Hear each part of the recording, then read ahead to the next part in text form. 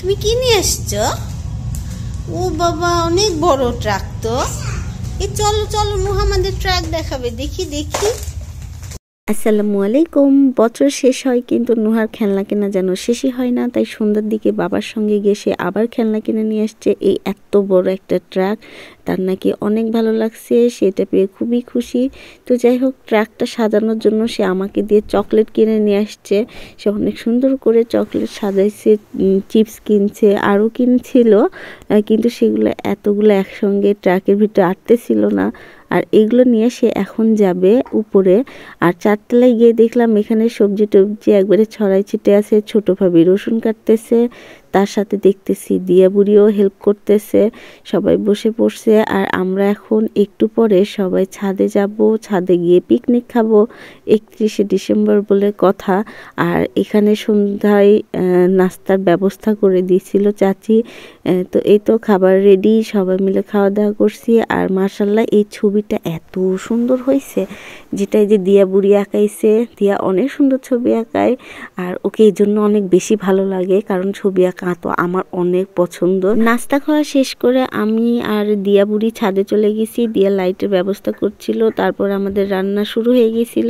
তো ফুপি, আম্মু, তারপর চাচি, ছোট ভাবি সবাই মিলে তো কাজে লেগে পড়ছে। আর এবারে রান্নার রাঁধুনি ছিল আমাদের দিয়া বুড়ি, আর ওই আমাদের সবার ছোট, তাই ওকে বুড়ি বুড়ি করে ডাকি আমি, আদরের ডাক আসলে। যাই হোক, সবাই হেল্প করছিল। আর এই তো সবজি কাটা শেষ। আমাদের আজকে পিকনিকের মেনু ছিল সবজি, খিচুড়ি, ডিম, সাথে সালাদ। আর এইদিকে ডিম ছিলানে ব্যস্ত ছিল ছোট ভাবি আর আম্মু। বসে আছি, সবাই কাজ করছে।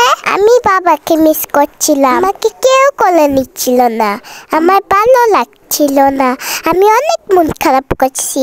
নুহা আসলে খুবই মন খারাপ করেছিল আর খুবই জ্বালাচ্ছিল। তার মধ্যে ওর বাবাও ছিল না, ওর বন্ধুদের সঙ্গে পিকনিক ছিল, তাই সে সেখানে চলে গেছে। আর আমরা বাসার ভিতর ঘরোয়াভাবে পিকনিক করছিলাম ছাদে। ডিসেম্বর মাস আসলে আমরা 2-1 দিন পরপরই পিকনিক খাই, কারণ শীতের মধ্যে পিকনিক খাওয়া হচ্ছে একটা উত্তম সময়, তাই পিকনিক খেতেই থাকি আমরা। তো এইদিকে যে পাতিলে খিচুড়ি রান্না করা হবে, সেই পাতিলে দিয়া বুড়ি হচ্ছে মাটি দিয়ে ল্যাপ দিয়ে নিচ্ছে, কারণ মাটি চুলায় রান্না করলে পাতিলের তলা তো কালি হয়ে যায়, এই কারণে ল্যাপ দিলে সুবিধা হয়, ধোবার টাইমে তাড়াতাড়ি উঠে যায় কালিগুলো। এইদিকে তো রান্না শুরু হয়ে গেছে আলহামদুলিল্লাহ। আর এই তো মাঠে গান বাজতেছে, আর এই তো নুহা ঢিচিং ঢিচিং নাচতেছিল, আমাদের নাচ দেখাচ্ছিল।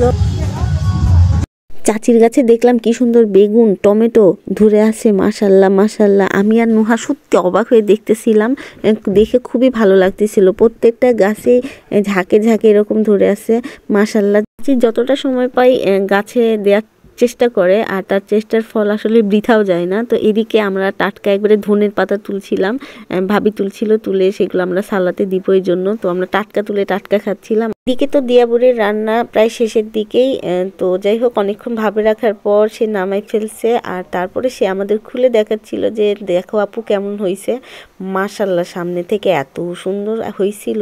এদিকে ডিম ভাজা বাকি ছিল, তাই ডিম ভাজাভাজি হচ্ছে, আর সবাই চুলার পাড়ে বসে বসে আঁচ পোয়াচ্ছিল।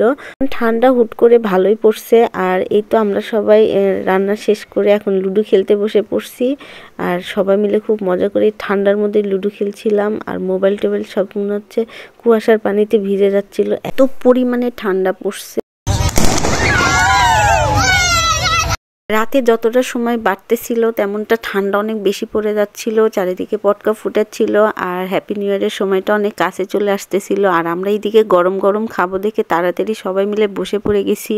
নুহাকে আগে খাইয়ে দিয়েছিলাম যাতে খেতে বসে যাতে সমস্যা না হয়।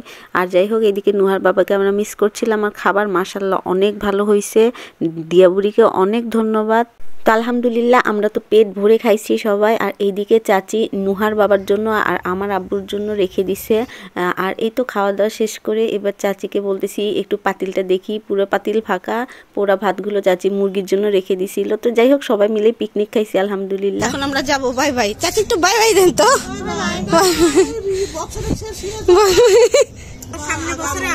ইনশাআল্লাহ, আল্লাহ হাফেজ।